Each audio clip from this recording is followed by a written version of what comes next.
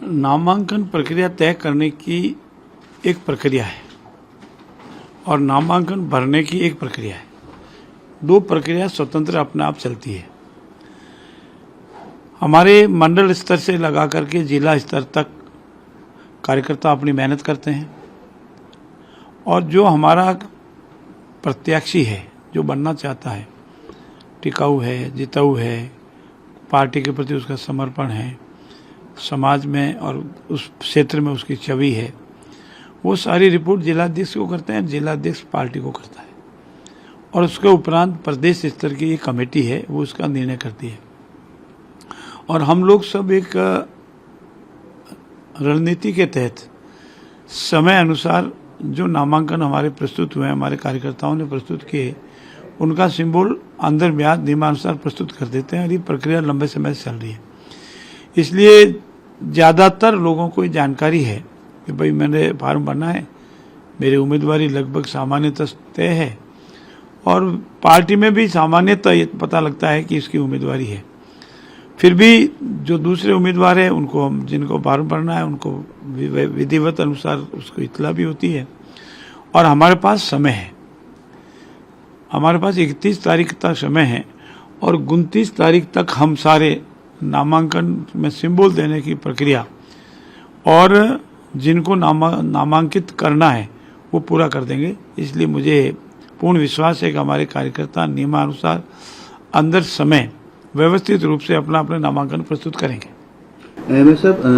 पूर्व मुख्यमंत्री अशोक गहलोत, नेता प्रतिपक्ष टीकाराम जूली, गोविंद सिंह डोटासरा, इनका ये कहना है कि जिस प्रकार से पिछले 2.5 साल तक के जो कामकाज रहा, इस बार चाहे नगर निगम चुनाव हो, निकाय चुनाव हो या पंचायत राज चुनाव, कांग्रेस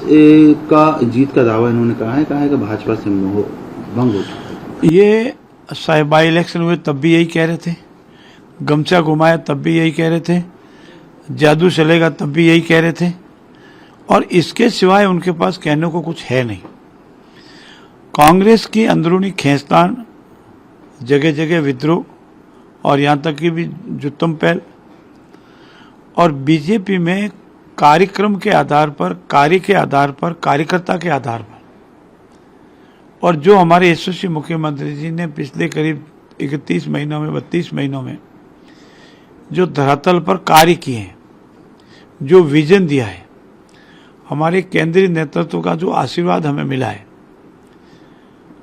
पेयजल की जितनी भी योजनाएं थी जो कांग्रेस के राज में अटकाए रखी, भटकाए रखी, लटकाए रखी, उन सब का निराकरण किया। प्रथम साल में ही राइजिंग राजस्थान जैसा ऐतिहासिक कार्य जो अंतर्राष्ट्रीय स्तर का था वो लाए। बेरोजगार नौजवान भाई बहनों के कांग्रेस के काल में जो मंसूबों पर पानी फेरा, उनकी मेहनत और योग्यता पर जो पानी फेरा, पेपर लीक जैसे कार्य कांग्रेस के काल में हुए और हमारे काल में उन जिन्होंने ऐसे गलत कार्य उसको अंदर रखा और करीब 300 परीक्षाएं हुई, कोई एक भी संदेह के घेरे में नहीं हुई, पूरी पारदर्शिता और निष्पक्षता से हुई। इनके अलावा रोजगार देने में हम करीब 2 लाख के लगभग हम रोजगार देने और जो हमारा संकल्प है 4 लाख का वो पूरा करेंगे, इससे अधिक ही होगा। माताओं बहनों के लिए, काश्तकारों के लिए, SC/ST भाई बहनों के लिए, सबके जो ऐतिहासिक कार्य हुए, हमारे कार्यकर्ताओं का संकल्प और उनका जो समर्पण है, उनके जो किए जा रहे दिन प्रतिदिन के कार्य है, जनता में उनकी जो पहट है, इन सब के आधार पर मैं कह सकता हूं कि इस बार 309 निकाय में और 10 नगर निगमों में भारतीय जनता पार्टी का कमल का फूल बहुत ही ऐतिहासिक रूप से खिलेगा और आप परिणाम आएंगे तब देखेंगे कि भारतीय जनता पार्टी के प्रति जनता का विश्वास है। वो अपनी सरकार मानते हैं, अपनी खुद की सरकार मानते हैं, विकास को देखते हैं। कांग्रेस के गलत फहमे झांसे में आने वाली हमारी राजस्थान की जनता नहीं है।